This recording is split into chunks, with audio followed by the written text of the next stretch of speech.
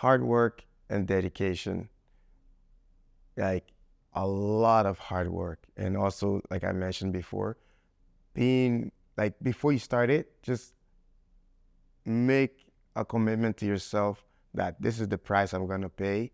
When you do that, when times get hard, you will still keep going. Because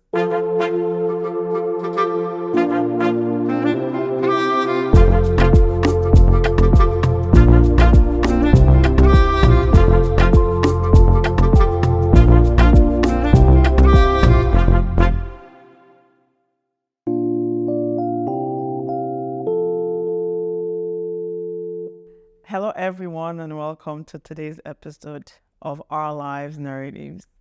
This platform gives our guests the opportunity to share their stories and their experiences so they will continue to inspire and motivate all of our viewers out there and to impact the world at large. Today, I'm so delighted to have this guest. As you can see, he's all about representing the West African culture. So if you look around the set today, everything is centered around that culture. My attire, my accessories today, and just look around, we have the drums. So we'll be talking about all of these today with our guest.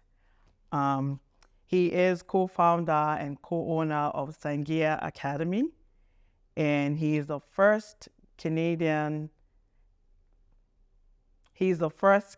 certified Djembe instructor that was taught by a world-renowned master drummer called Mamadi Keita. And Mamadi Keita was from Guinea. For you all that are from West Africa, you know Guinea, Conakry. Shout out to all our Guineans out there, but passed away in 2021. So his goal, our guest goal for the Academy is to continue to share and preserve the West African culture through music, arts, and also to build the cultural bridges among, that we find in the Western culture. So without further ado, you'll help me welcome our guest for today, no other than Lloyd Reckie. You are welcome to this podcast. thank you so much for having me. Welcome. Thank you. Awesome. So I just want to share ahead of time that Lloyd will be sharing some of his artwork. You can already see them all lined up. And there's some too that will display electronically. And also we'll be having a little jam session at the end. So make sure you stay till the end to enjoy that. Okay? All right. So we'll get the conversation started. We want to know a little bit more about you. Tell our viewers about Lloyd. I am Reckie Lloyd. My journey started in Liberia, West Africa. Growing up as a kid, I loved drawing. I wanted to draw on everything. But at that time, I just started drawing on the ground. Like, I'll wait when it rains, the ground will be it will look very nice. It'll be nicely done. And I'll draw. Whenever you see the lines, you get a better picture of the drawing. So that's kind of how it got started. And then over the years, we had to flee Liberia, my family and I, to go to Ghana to live as refugees. And we stayed there for about 5-6 years before coming to Canada. Awesome. So I will point out though that for you that don't know, I'm from Sierra Leone, and Sierra Leone shares border with Liberia. So basically, our food and culture are somewhat similar, and we do have people that commute between Liberia and Sierra Leone. And I know families here in Edmonton that moved or relocated, to Sierra Leone, raised their families, and moved back. So basically, we're brothers. So I have a brother in the house from another mother, I would say. So thank you so much for, bringing this beautiful culture to Thank the you. the entire world. So you mentioned that you lived in a refugee camp for a little bit, and of course there's some. Actually, tell us about the drum, the djembe drum. Mm, What is it, and what are some of the misconceptions mm. about it? Because you've been drumming for a long time. Yes, the djembe.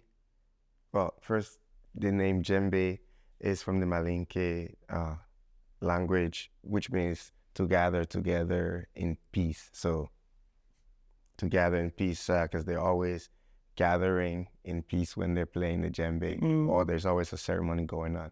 So Right. it's a very special instrument. But a long time ago, the drum was used as a form of communication.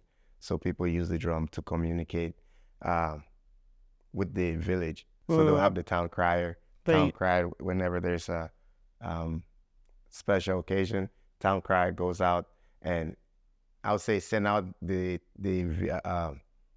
audio, the audio message Yeah. through the drums or Right. through their voices. Yeah. So that was just a little bit of how the drum was used. But the drum is a very sophisticated instrument and it's made with the goat skin, the wood from the tree, ropes, and rings. Yeah. Thank you. Thank you. So, if you were always wondering what the drum is made of and the djembe specifically, here you are. That's information for you. So now you're in Ghana and you're in a refugee camp, and somehow there was a group of, a cultural group. Yeah. Tell us about that. My goodness. How you were drawn, your love for drumming came back to life.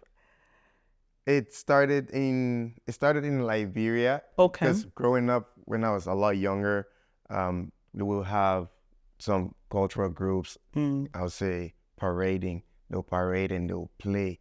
I'll see people play and they'll be sweating. And I used to be afraid of it, but I was so drawn to it. And they'll be doing all these magic tricks, and I loved it. But I was still afraid of, getting too close. But the sound of the drum, when I heard it, I don't know, just something happened in me. So since then, I always was drawn to the drum.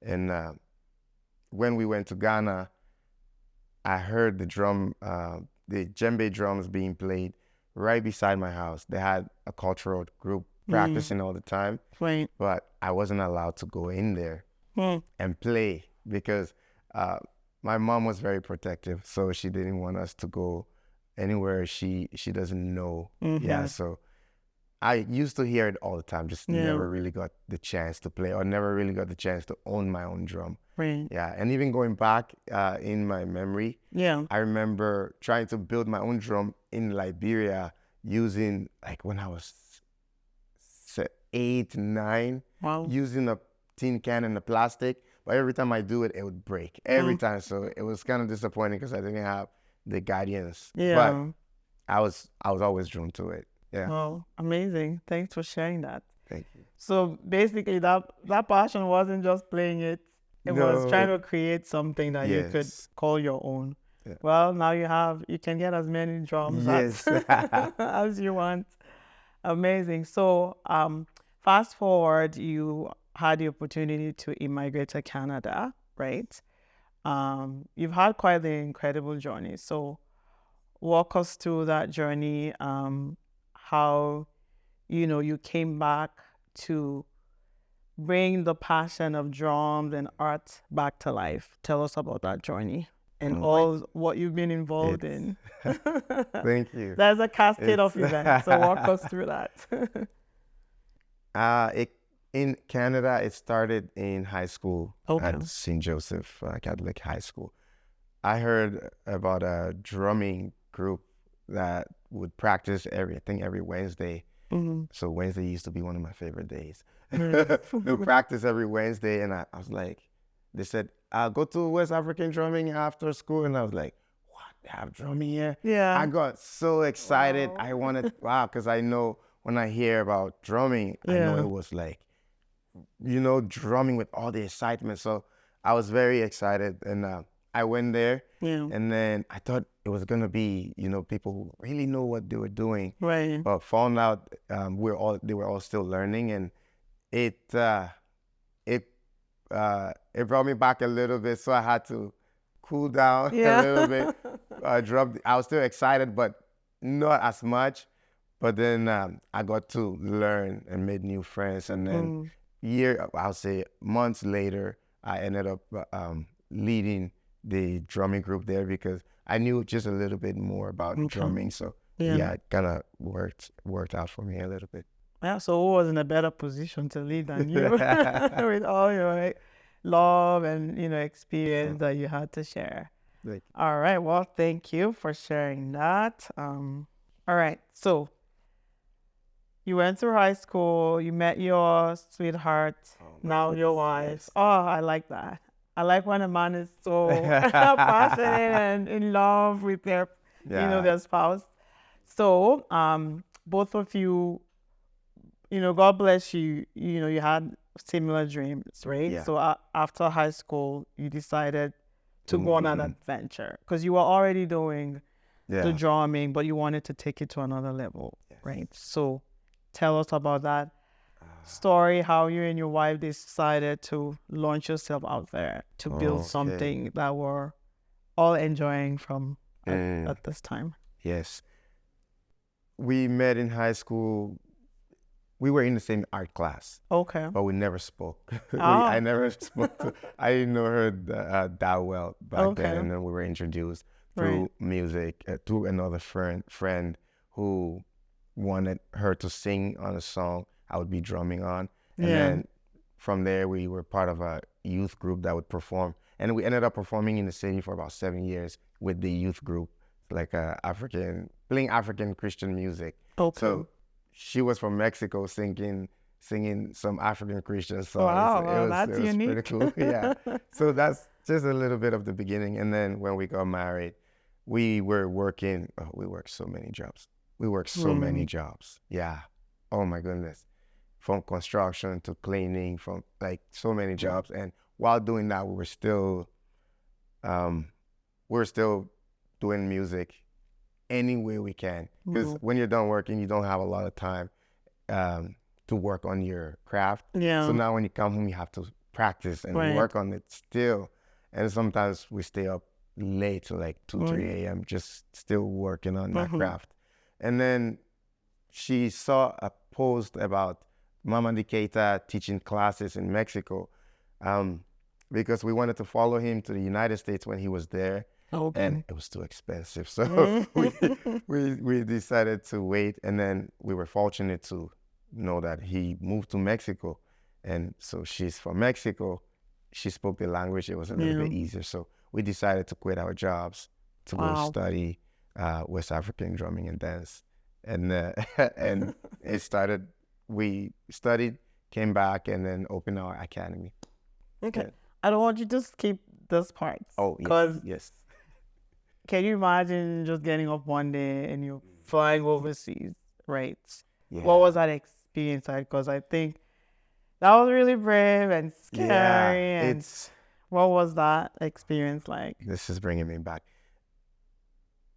It was everything if you think it would be, because it was exciting, but it also was, oh my goodness, where is the money going to come from for the next, for when we come back? Wow, how are we going to pay the rent? Right. And it was, we're quitting. What if it doesn't work? What if all of this doesn't follow through? Right. And we were just taking a huge leap of faith and going for it.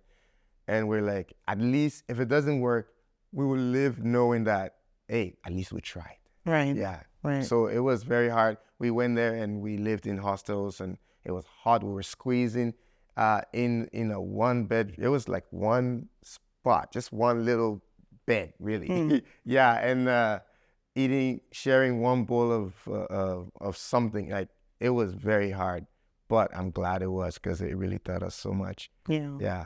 Good for you. Thanks. Risk taking, right? Very. If you hadn't done that, you probably wouldn't be where you guys are now. Right? Yeah. So kudos to you, and thank you. I hope that, I'm sure that will inspire somebody out there that's planning and sitting on the fence. Go do it. Go do it. Take the risk. You never know. It's better That's to true. try, right? Yes. At least Yeah.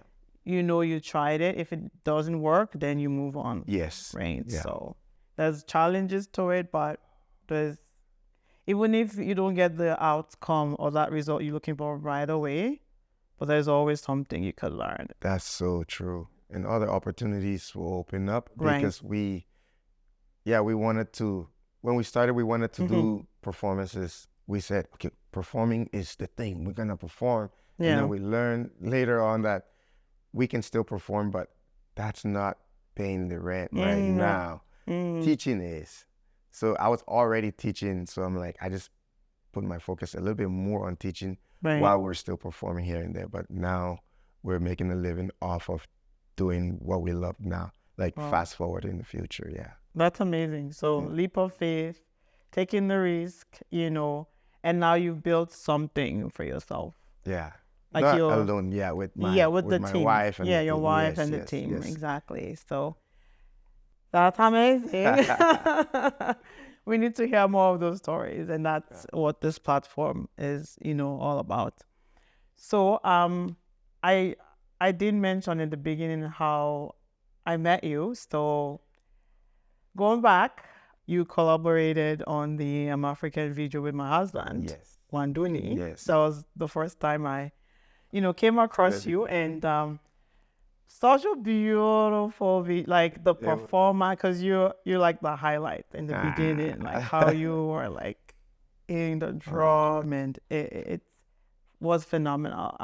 What your team did, I think that's one of the highlights of that video. So check out African by Wanduni on YouTube. It's making waves, and you would see Lloyd in action. I love the message in the song. Him and his team, Really. So all that, everything was just nicely put together in that video. Everybody brought their own expertise, I would say. So, and I was behind the scenes, and I had lots of fun. Yeah. So check out that video by Wanduni on African video. So now let's talk about the academy, Sangia, that you and your wife, and you have a vibrant team that's working hard. Tell us about Sangia. What is it? The activities that you do across the city and even outside of Edmonton, and how our viewers out there can access and benefit from that program. Sangia Academy, well, it started as Sangia, which is a name that will be given to a Liberian girl, which means female leader. And I just like the name, and she would be called Sange. Okay. So I changed the spelling so that the name can be unique to the band. So it started with just 3 people in the band, and we were called the Sange African Drum. First it started with the sound, Sange, but we spelled it Sangia. Okay. And then eventually we just kept the Sangia. Yeah. Nice. But it started out as a band, performing in the city with 3 people, and the band grew over the years. It grew to over 20 members at some point, and we didn't know. Most of us didn't know exactly what we were doing. We were just having fun. Yeah. And then Reckie Lloyd, and her last name is also Reckie Perez. Okay. My wife. We decided to go study.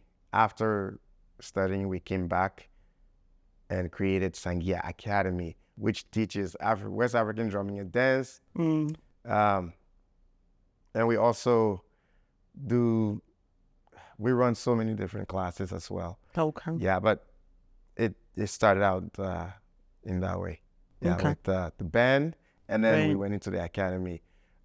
With the academy, it was easier to go into the schools and teach West African drumming, West African dance, and then we have this thing called Afrofit, which is West African dance plus fitness. Yeah, and then there's another one we call Wantanara, which means all of us together. That is West African drumming and dance at the same time. Oh. Yeah, so it's that very should be powerful. fun. Yeah, it's very, very powerful. And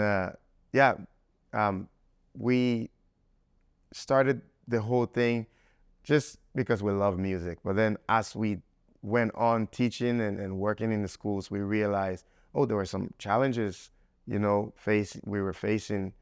There were some roadblocks and some things we needed to address. So we realized this is not just for fun. This is an educational thing, not just from the music perspective, but also from a cultural perspective where people needed to understand, it's African drumming, but it's also a way we can let you understand that we're also very similar, even though we might be from different cultures or different backgrounds.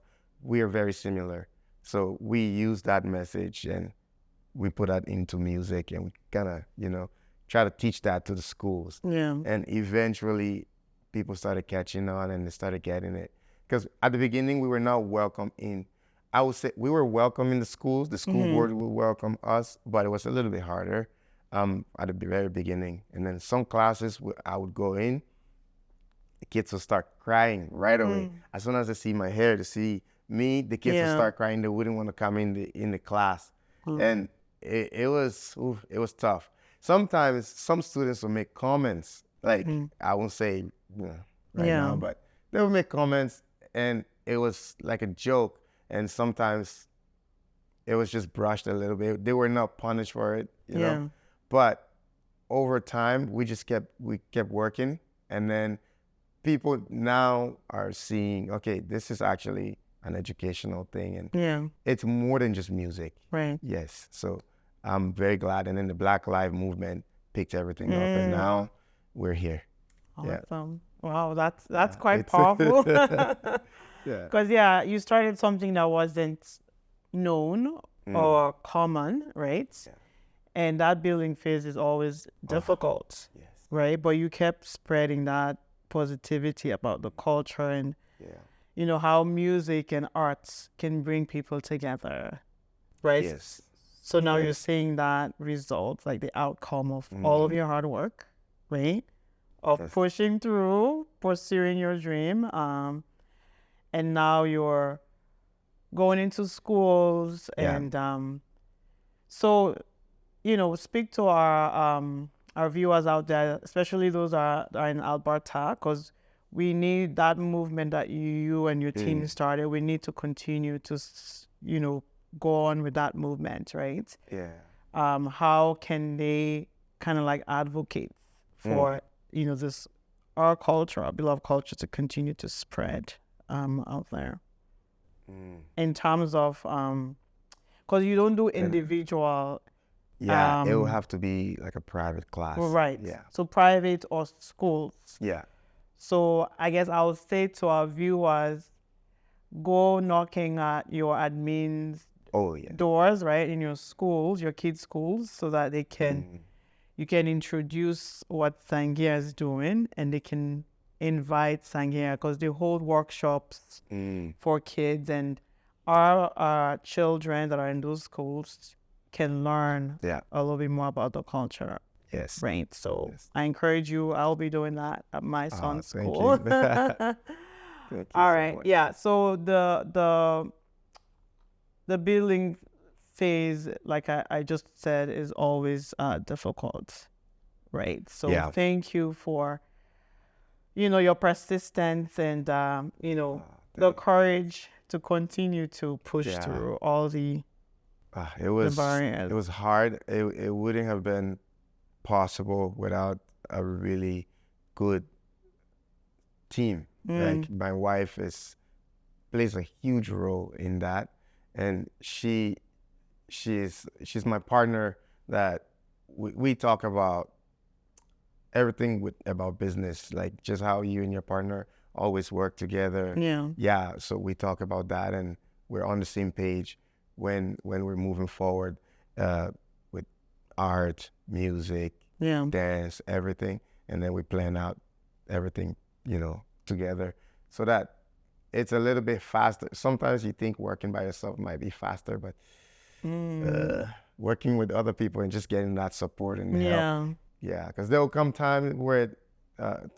time when you're very you're very down and you need that, support, just some Right. words of encouragement. And sometimes our partners or other people can provide that for us. Yeah. So I'm very grateful for having her, being there and us working together to make this what it is now. Yeah. Wow, that's a great message, though, to families, Yeah. communities, spouse, and all of that, right? You know, we're from a culture that, like, we're always surrounded by people, right? But I Yes. find there's more of that individualistic Mm, culture here, yeah. and we tend to lose that. That is so true. So when I hear you say that, I get excited. It's like Yeah. giving us a reminder Yes. that no man stands alone, Yeah. right? It's like I saw a video that was circulating the other day about a broom. This little girl was talking about the strength of the broom. Oh, yes, yes. There's different pieces, but if you look at like the base, it's firm and strong when people, when they're all together. But if you start removing all of those pieces, you kind of It fall destroy. apart, yes. Yeah, it falls apart. So thank you for reminding us that there's more together Thank than you. working alone. Yes, thank you. Thank you so much for all you've been doing. So I always say the pandemic was pandemic period was a blessing and a curse, depending on how you looked at it.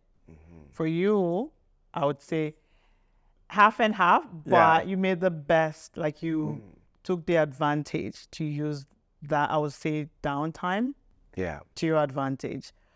So, you had put art, behind you for a while, your painting, but you used this period to go back. And you had some training too. Yes. So what was the pandemic period like for you, and how did you develop the skill, Yes. brush up on the It's- skill that you already had? Okay. Yeah. So I loved drumming and music, Mm-hmm.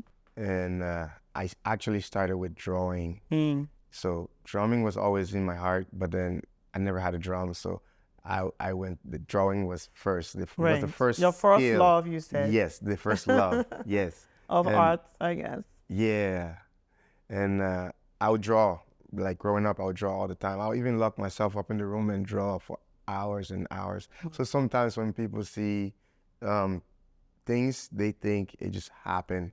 But it actually started from when I was young, just drawing for hours. And I just don't show a lot of it, but it was many, many hours and years of drawing. When we were in the refugee camp, we never had no formal drawing classes. There were no classes. Nobody's really teaching Right. like that. So it was, I won't say self-taught, but I just observed my environment and drew what I can draw. And I think that's what art is, really, just observation and then Right. expression. And then over the years, after we came to Canada, I took the formal art classes in high school. That's when I started to understand a little bit more about the drawing, different pencils, what this does, and how I can give out the message through my art just by using like a darker pencil or a lighter pencil, or just conveying messages through the art using different styles of painting and drawing. And then someone told me about painting. It's Taro Hashimoto. He was a mentor. He said, "Have you tried painting?" I'm like, "What do you mean painting? I don't like painting. I want to draw. Yeah. I want to use pencils." And I actually didn't like to paint. And then eventually he talked me into it. I started painting, and then I started acquiring some more skills because I was still taking the art classes. After high school, I enrolled into Grammar Kewen, and I was put on the wait list. So then I didn't go to Grammar Kewen to paint. I took a course for drawing. Okay. Yeah, just to keep doing that course until I was accepted into the program, because I was on the wait list. And that course really showed me how professionals do it. And yeah, because I saw the difference right away. It's Yeah. like, okay, this is Right. not high school stuff. This is, Yeah. you know, and it changed everything for me. During that time, I also just got married, so we were trying to work and make a living, and then start a career, and uh, I stopped. So I completed the class, Right. and then we went into doing music. So I stopped drawing for a while, but I wanted to paint. And I'll see other people painting, Yeah. and I wanted to paint so bad. I remember going to an art gallery in the mall, and I spoke to a guy. I look at one of the paintings because I'll paint it in my head. Like I'll see a thing, and I'll try to paint it in my head or create the colors I'm seeing, and I'm like, Wow. I can do this. And I told the guy I can do it, and he's like, you? He made a face, and that stuck with me for like 10 or more years. Like just the doubt, Yeah. Nah, because nobody can doubt you. That's right. Yeah, if I'm gonna doubt, I'll doubt myself, and then at least I have control of that. Yeah.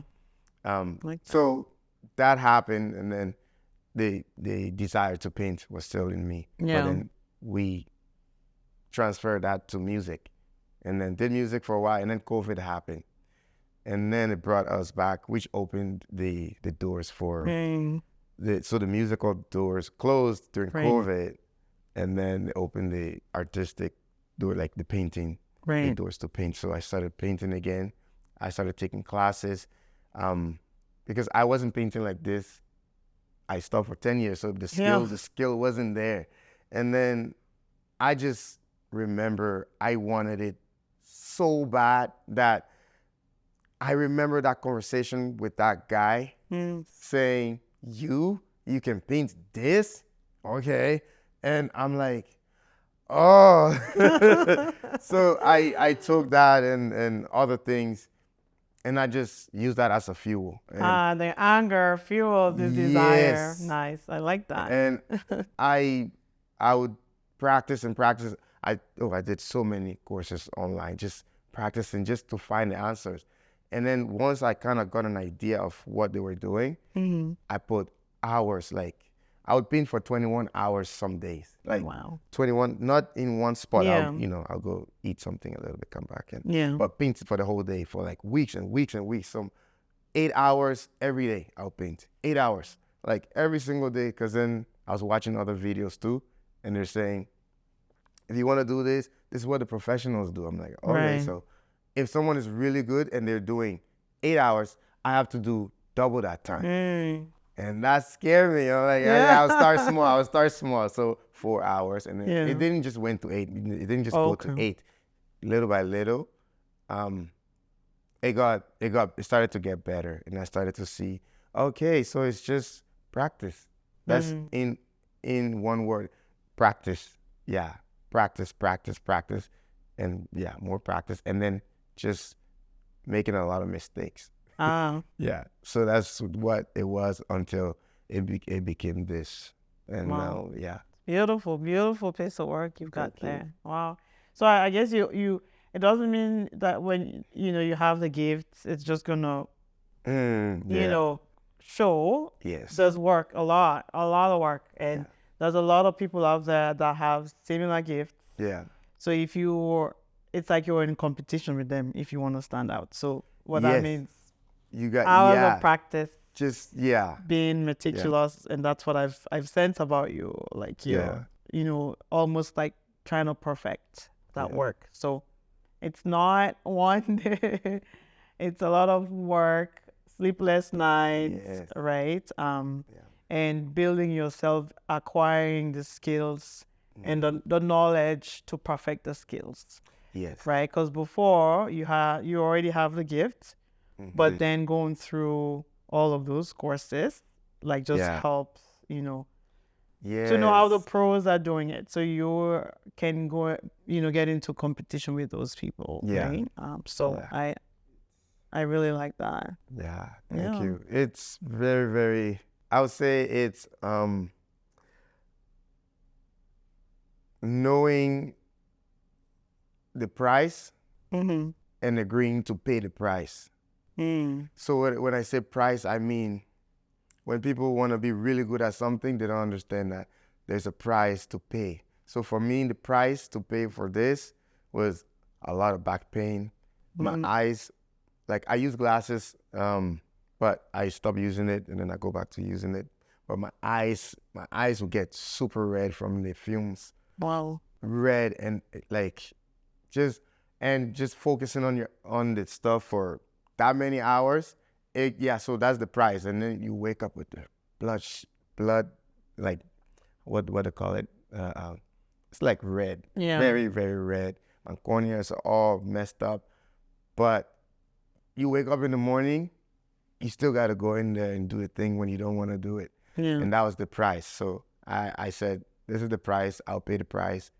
And the price continues. So every time it doesn't mean when you get good, and then you don't, I was going to ask, so those, no. okay, so Yeah. it's you have to continue, You right? still pay the price every Yeah. day. Every day Wow. you have to like pay. It's like when you go purchase something, you have to. Sometimes you get the thing like in the restaurant, you eat and then you pay. But this one you have to pay first And before then, you can eat. Yeah. So, wow. yeah. But just being comfortable with the price. I Right. would say that's the message. And I'm sure it's all worth it at the end of the day. Yeah. Because what I see here, wow, Thank you. amazing, amazing work though. Thank you. And talking about the paying the price, it's not just the arts, playing the drums. Yes, we were talking about that. Yeah, Yes. earlier. Yes. So what are some of those, The price. Yeah. Yeah, when you But we play. just hear, we listen, we enjoy, but there's a lot more going on. Yeah. Yeah. When you play the drums, you build calluses in your hand, which is dead skin, to help protect your hands from more damage. But it will still hurt. Sometimes you get dry skin, your skin open, and your hands bleed. Or sometimes as you're playing, your finger, a certain part of your hand will hit a part of the drum that will feel like you just broke your hand. Because you're hitting so hard to project to over 200 people, and sometimes you don't have microphones. So you have to like hit it that hard to project with good technique, So the price is going to bed after like 3-4 shows with your hands. You're not able to move your hands, and you can almost feel your heart beating through your your hands. That's the price, but after a few days it goes away, and then you love it again, and then That's you want to right. do it again. So Yeah. like that's just one part of the price, and then the business part is like headaches and yeah. Which is always a challenge, right? Yeah. Because juggling, the business side, and that's not something we usually go to school for. So you have to build that Yeah. up on the side. Yeah. And then, you're juggling between family and work, and you need the extra time and all of that. So, wow. Yeah, I have a really good support system. My family really, they support me in everything I do. So it makes it a lot easier, to do it.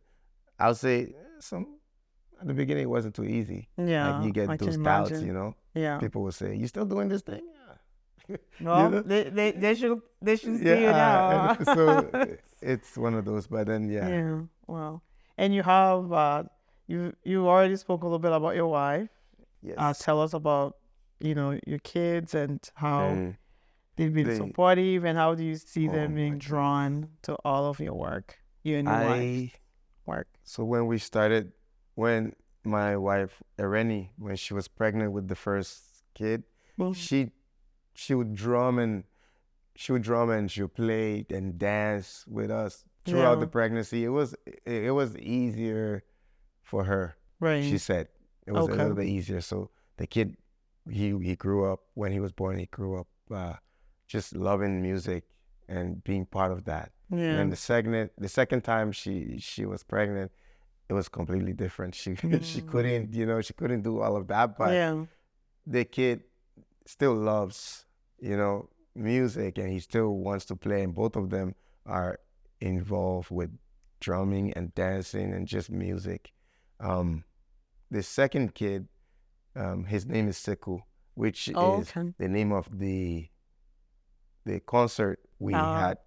We were supposed to do before COVID. Okay. Like, I think it was a month before COVID. We had to pay everybody their tickets back. People bought tickets to the show. Wow. We have to pay everybody their tickets. And Sekou wasn't born yet, so when we had Sekou, we decided to name him Sekou, the Sekou that we didn't have because of COVID. Yeah. So then after a few years, I would say 4 years after COVID, we were able to create the show, or I would say upgrade the show and showcase it. Right. Yeah. And I'm sure this time around it was even better. It was better. So just my conversation we were just having about leaving that legacy to which we all dream of, right? Yes. You're doing something you want to pass that on. But you shared something with me that I resonate with. Why don't you share that with our viewers out there? You have to have a nice balance, right? Yes. Yeah, most of the time, I would say our guardians or people that influence us a lot would tell us, you got to do this. This is the way, do this. And then sometimes they forget that everybody's different and people want to do their own things. Everybody have their own dreams and goals. So I would say in this case, because I was so fortunate to be able to work with my wife and my team and other people around me. So many people came together to make this happen. I was so fortunate for all of this, you know? So seeing this now, I would advise my kids, learn about your culture, because my wife is from Mexico, so they're half African, half Mexican. Learn about your culture. My wife is also an advocate for Mexican music, and then she's part of a mariachi band, so she sings and she plays the instruments in the band. Yeah, so learn about that, and then learn about the African culture. And when you grow up, you get to choose whatever you want to do. So if you want to do this, go ahead. Well, I'll say my legacy or our legacy. Well, I'll speak for myself. Yeah. Okay, that's right. Yeah, because you never know what your wife might, I'll be like, you have to do this. I would say my legacy will be just sharing this information with the world. And have more, instead of just one person learn it, impact hundreds, maybe thousands or million people, because now with the internet, right? So impact the world with this, so that it's not just one person, it's more people. So that's the plan. So learn about your culture, and then do whatever it is that you really want to do. I like that. That's a great piece of advice. We're not there yet, but we're already getting that. So. And maybe someday we'll get your wife to come and sit with us so we can learn more about the Mexican culture and music. Yeah. Thank you. You're welcome. So you already touched on the one of the I would say biggest recent event that you had at the Arden Theater, and it was named Sekou. We call it Sekou in Sierra Leone, to my Sierra Leone people. Sekou, the chosen one. So just like looking back from that time where you guys went to schools and there was nothing, it was like this whole idea was being frowned at, to now feeling theater. How would you summarize that journey in one word? Yeah. I'll say failure. Okay. And why is that? Because that should be interesting. Yeah. I use the word failure because this whole journey was about failing and starting over, failing again and starting over. But failure has a bad sound to it, but it's not bad. It's very good. Because in order to learn any skill, you first need to fail a lot. So to get better, you got to fail. But most of the time, we don't focus on the failure. So they said, I heard someone say this, the fastest way to learn something is the opposite way. So I had to think about that. I'm still thinking about it. But then the failure thing makes a little bit more sense. With you got to aim for failure so that you can get the answers you want. And then, because let's say, okay, I'll take it this way. So I'm practicing gymnastics. This is new. Okay. I don't know. Well, like 2 years now. So when I started, I didn't know what I was doing. And when I started doing it, I was failing a lot. And then in the failure, I learned, okay, I'm not good at this. So then I have to work on this. I'm not good at this one. I have to get, and then I started connecting the things I'm not good at and working on those. And then those were the key to getting better. So it was kind of like that with the show. I'm not good at the dance. I need to work on the dance more. The drumming, my technique needs to be good. The drum, and then it comes back to when I was a kid. I had to learn how to build drums. Somebody taught me how to build, so we had to build our own drum for the shows. So we have to create our drum, go to the farm, get the skin, put it on the drum. Like build it, cut the wood, measure it, everything. Build the drum to be specific to the show. And a lot of failure in there too. So I just use failure to grow, because the key is in the failure, so that you can grow. That's amazing. That's powerful, because you'll learn at some point in time, everybody, and I feel everybody will fail sometime. But it's what you learn during that process. That's what I hear you say. It's what you learn from that process and see how you could change or improve whatever that it is that you're doing before. So basically reflecting back, right? Okay, I like that. That's quite powerful. So not failing is not the thing, but what we learn during that process of failing is what's powerful. Okay. So now, the segment I've been waiting, for the whole show, the whole episode. Now we get a chance to have Lloyd showcase some of his artwork, and then towards the end we'll have a little jam session. So stay tuned. Take it away, all yours. Thank you.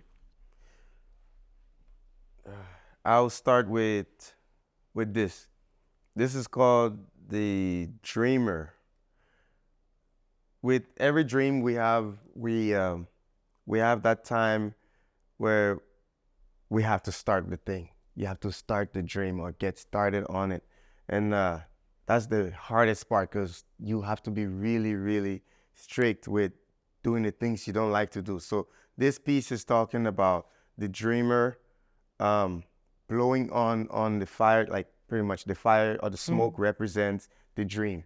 So, and the person represents you blowing, putting all that hard work, and you can see his shoulders. So his shoulders are popping up, and he's really focusing on it. Like everything is going into this. All right. So that's what it's talking about. And if you stop in this process, the fire goes off, and then the dream kind of dies. Yeah. But there is another piece that is in the fire piece, in the fire series. It's also the dream maker. The fire, you can see the fire finally. And it's also still important, because even if you're doing your dreams, or you're getting your dreams and your goals, things are happening for you, you still need to keep putting in the work. Right. Even more. Yeah. So that was what this piece is talking about. Wow. And amazing. The next piece is called Mindowo. That's in the Ghanaian language for I love you, Mindowo. This piece is talking about albinism, or people who suffer from albinism. It's just, I think it has to do something with the skin. And these are African people, but they have a different skin color. And I had to talk about this because we discriminate, like in West Africa, in some parts of Africa, we discriminate against people that look like this. But then when we come here, it's the other part of the story. We are getting discriminated against, and then we don't see what we're doing back home. So this is just talking about, that, and saying we love you and we see you as well, and we want to create awareness of albinism through art. Wow, Yes. that's amazing. Thank you. Thank you. And the next one I'll say is the water series. I call this Water Boy Okay. or Water Boy. Water boy. Water Boy. Yeah, Water Boy. This reminds me of just growing up in West Africa, taking a cold shower outside. And the message is just the importance of water and how we take it for granted. Oh. Yeah, I remember we used to buy water to wash clothes. In Ghana, we used to purchase water just to wash your clothes. We'll go to the place, fetch your water. And when the well is dry and you can't buy the water, you have to walk a lot longer. Like you have to walk a very far distance just to get water. So this is talking about the importance of water and just childhood. But I like people to see the picture and create and have their own story being told, you know. So this is my story, but when people look at it, I like them to experience something else so they can tell their own stories from there. I had a person look at the photo and she started crying because she said it reminded her of her son. And this was not an African person. So it transcends, you know, race and everything. So all the colors that's being used, the colors are used to help us engage our emotion, you know, so it pulls you in. But yeah, Water Boy. Wow, I like it. Yeah. Beautiful. Thank you. Oh, and this, thank you so much.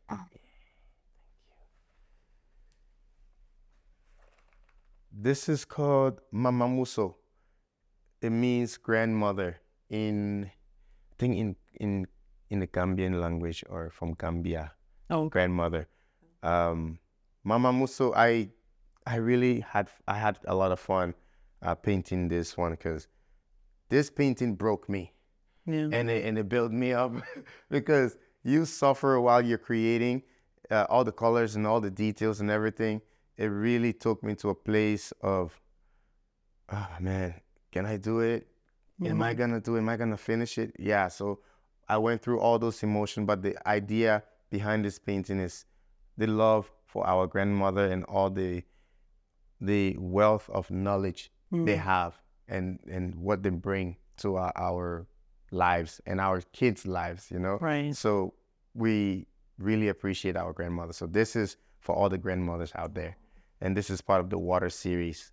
Okay. It's amazing. Thank you. you. Wow.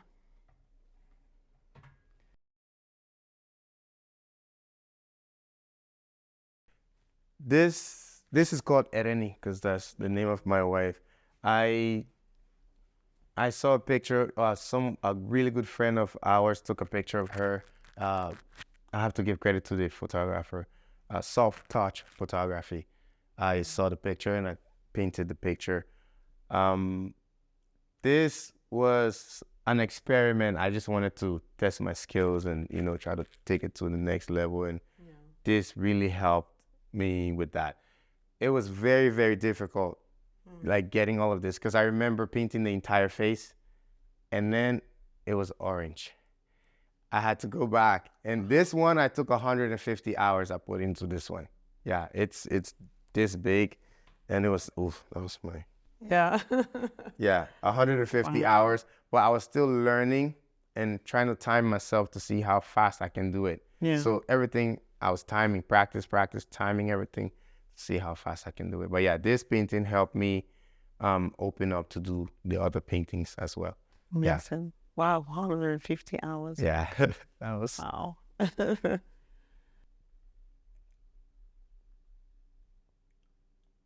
This one. Oof. This one, what is this called?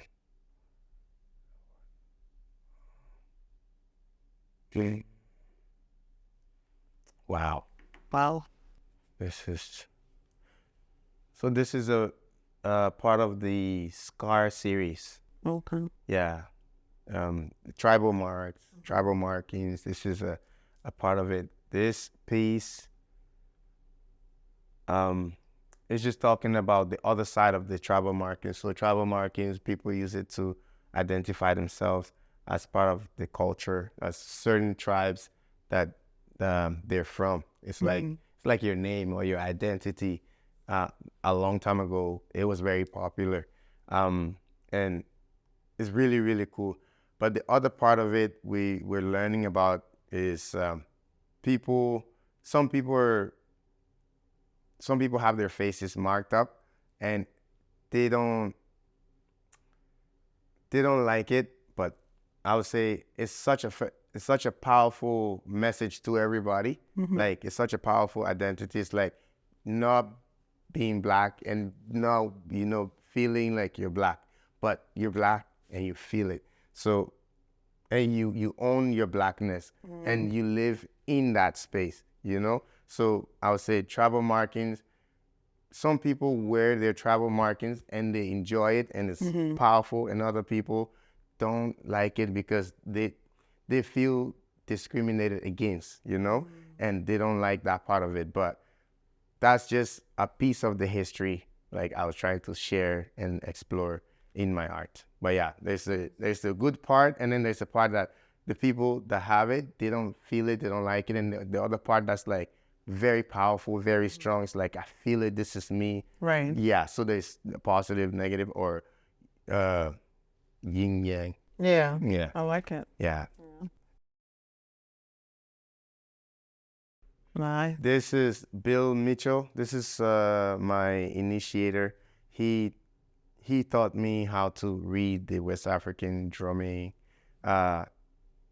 through, I'll say, the notes. He taught me how to read it and how to play some parts, and he really showed me the way, like from the beginning stages. He helped me so much. Yeah. He's still a mentor to this day, and we still perform together. So his wife called to order a painting for his birthday. So we worked. I worked on it, and it was a partnership. So she surprised him with the painting. Yeah. So surprise, if you want to surprise hint. So actually surprise your partners. Yeah. With a nice painting. Or exactly. It could be a Christmas gift. Yeah. Christmas coming. It's That's not too far away. No, you have lots of time. Nice, thank you. Oh, this one, yes. This piece. Sorry. That's good. This piece is part of the water series. It's just talking about. So it's almost similar to the message of the tribal scars and everything.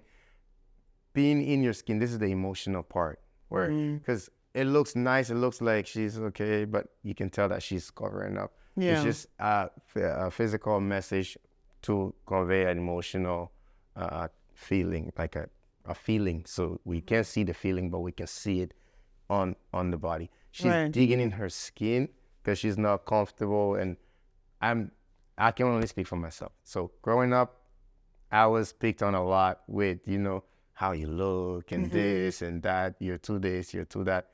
And I learned, you just have to be comfortable with yourself. Enjoy yourself, however you are. Once you know who you are, everything else follows. We can always improve on things, but this piece is just talking about being comfortable with you. Yeah. And you don't have to hide from yourself. Yeah, just own it. And once I started owning it, I'm like, it's not too bad. Yeah. Because even things that you think is bad, it's not even that bad. So yeah, that's what this piece is about. Powerful. Thank you.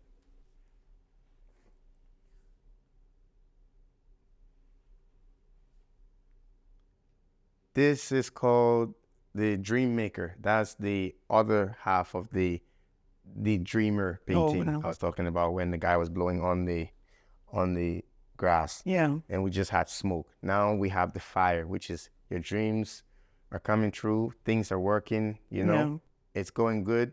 Sometimes we go like, oh, things are going good. Yeah. I can relax a little bit.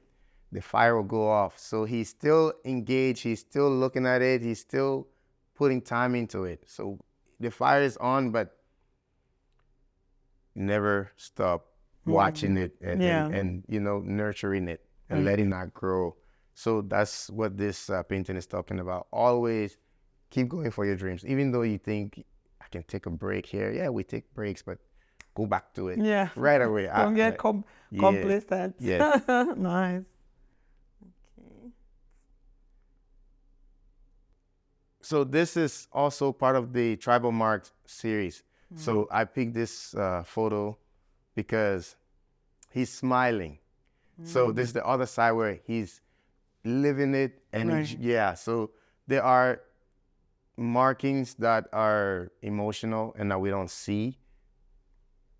Either way, even if they're visible or non-visible, we still have to wear those. Because if you wear them with pride, you can work through them and then you can know who you are, So enjoy your process or enjoy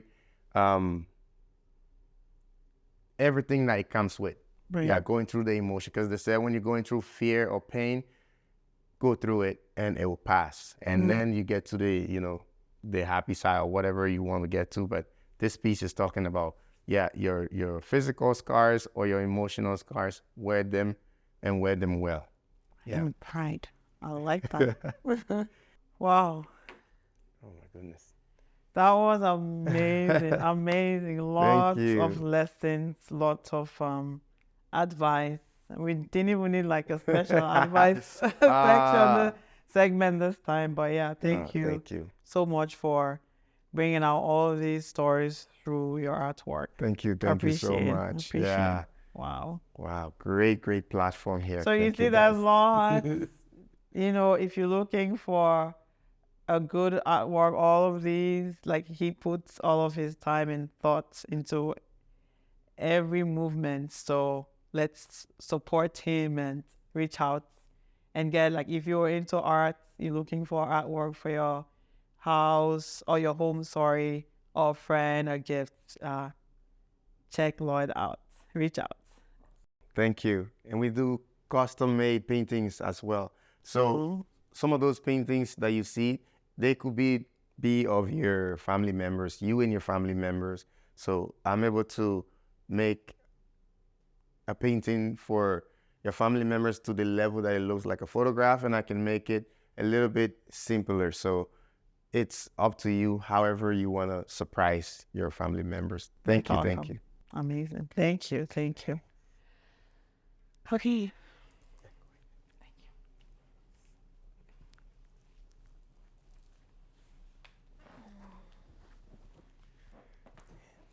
Wow, that was amazing. Oh my gosh. That's nice. Yes.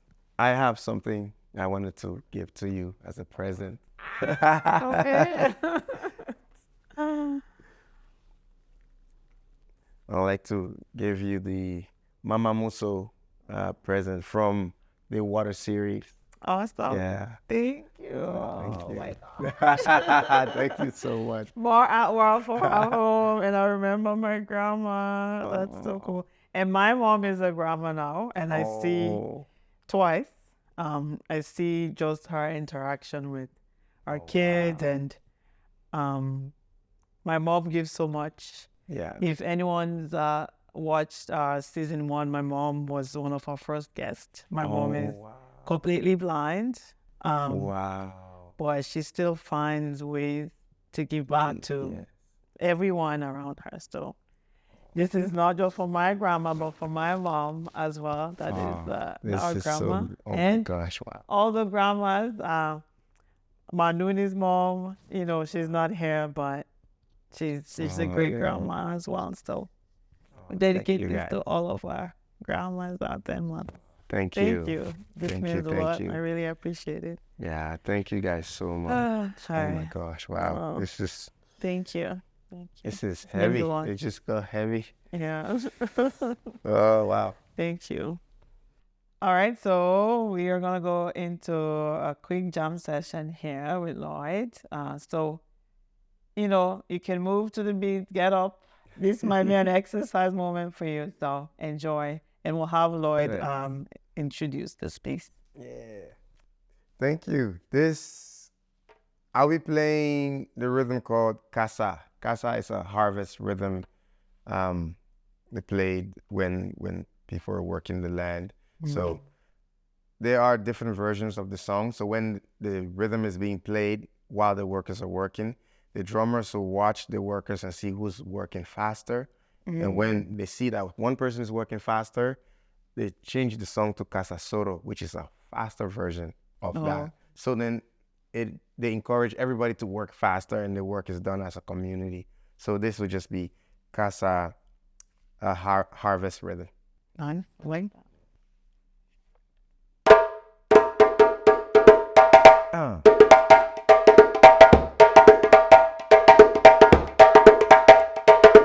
Yeah. Sema.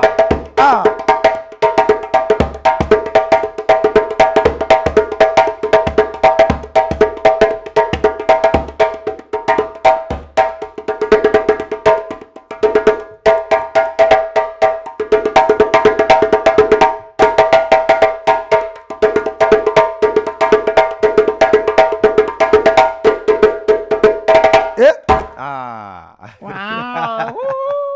Thank you. Thank you so much. Fun. I hope you had a good time there. I hope you're sweating.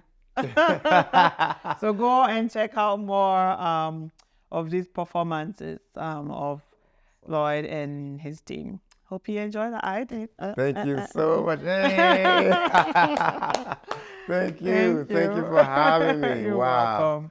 Thank you. So he's not just a performer, he's also an instructor, he's a teacher. So he's gonna give me a quick tutorial on the basics. Hey, don't judge. That's awesome. I'll tilt it a little bit so you get the best sound. All right. We have 3 notes when we're playing. We have the bass right in the middle, so you can just try bass. Yeah, I like how you play it strong, huh? Because you feel it in the heart, bass. And then the tone, close your fingers. You place your hand on the edge, tone. Yeah, and then when you hit it, you take your hand off, so like, ta. Oh, okay. Ta, aha. I like how you place your hand flat like this, because that's how fast we play. And then the last note, slap, you open your fingers and you do the same. And then you're like, ta, just open your fingers and just hit it. Yeah, try it again. Yeah. You now you add another tone. That's good. Okay. That's a different note because you can create 60 different sounds. So you figure out See, I told you not to jump. You unlock another one. Nice. I love it. Go for it. Go for it. Okay. Yeah. Yeah. And then it's good. Trust me. Yeah. And then try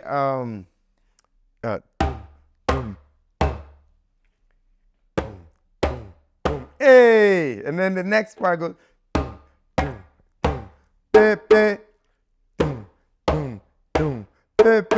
too easy. Okay, let's go. Let's go. 1, 2. So you just keep going boom, boom, boom, boom, boom, boom, boom.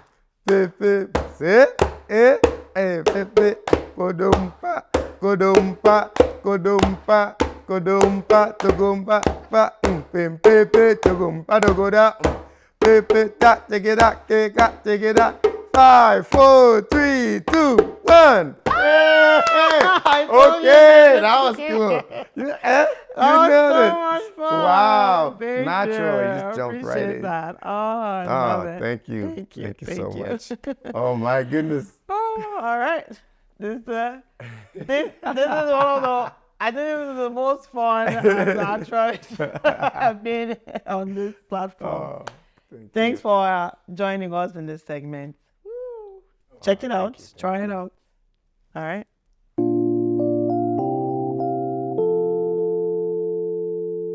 So thank you so much. We really appreciate your time here today on this episode. But before we let you go, what piece of advice do you have for our viewers out there based off of all of your experiences you've had in the past and present? Thank you. You're welcome. Thank you for having me. This this experience was very, very lovely. Thank you. I enjoyed it. My advice, I have so many advices, but the one that sticks out for this experience, I would say hard work and dedication, like a lot of hard work. And also, like I mentioned before, being like, before you start it, just make a commitment to yourself that this is the price I'm going to pay. When you do that, when times get hard, you will still keep going because it will get hard. It could be like the next day. Yeah, it could be because you're going there, you try it, like, oh man, okay, I'm going to quit, stop. But then, yeah, you say that to yourself because we're all humans. Yeah. Come back and do it anyways. But yeah, be okay with the price, pay the price, and work hard and stay dedicated to your work. Amazing. Awesome. Thank you so much. I'm sure our viewers out there are not just going to get advice, but they've been entertained by your work, what you, your wife, and your entire team has been doing. And let's continue to advocate to have programs like this, throughout the city, in our kids' schools, wherever we're able to. So, we didn't really ask how our viewers can access your artwork. Oh, yes. Purchase your artwork, and also access your program, like the Academy. Yes. The Academy is sangiaacademy.com. It is SANGEA academy.com. And I'm on Instagram as well. I am Reckie Lloyd for Instagram, and then Sangia_Academy for Instagram for the program. So we offer so many programs. We teach from 18 months all the way to as old as you can be. All right. It took many, many years to get there. Just teaching, being able to teach everybody and cater to everyone's need. But I would love to come to your school. So thank you for this platform. You're welcome. Awesome. Yeah. Is there a website that people can purchase your artwork? The art, if you want to purchase the art, you can contact me through either Instagram or through sangiaacademy.com for now. Later on, I'll put up my painting website. But contact me through Sangia Academy or ReckieLloyd@gmail.com. Awesome. Thank you. Thank you. Thank you so much again for all that you guys have been doing, for your persistence and, positivity to continue to keep our culture alive. So if you're out there, I know there are a lot of people that are watching that are not, just from Africa. So keep your, communities alive through your values, through your culture, because that's what makes us who we are as people, right? So let's spread that positivity. We know at one time our African culture wasn't valued or appreciated, but over time there's been a move. So we really appreciate all of the people that have been striving and working so hard, including you, Lloyd, and your wife and your team. We appreciate that. So thank you all for being here today on this episode of Our Lives Narratives. We really appreciate your time, and I believe this episode is going to transform lives out there. Continue to check out all of our other episodes at Medan Productions on our YouTube channel, and continue to follow us for more details of our work that we're doing, the photography, videography, on Instagram and Facebook, also on Medan Productions. Until we meet again, as I always say, it's our lives and our story. And Lloyd, please say goodbye to our viewers. Thank you so much. Thank you, everyone. Have a good evening. Bye-bye.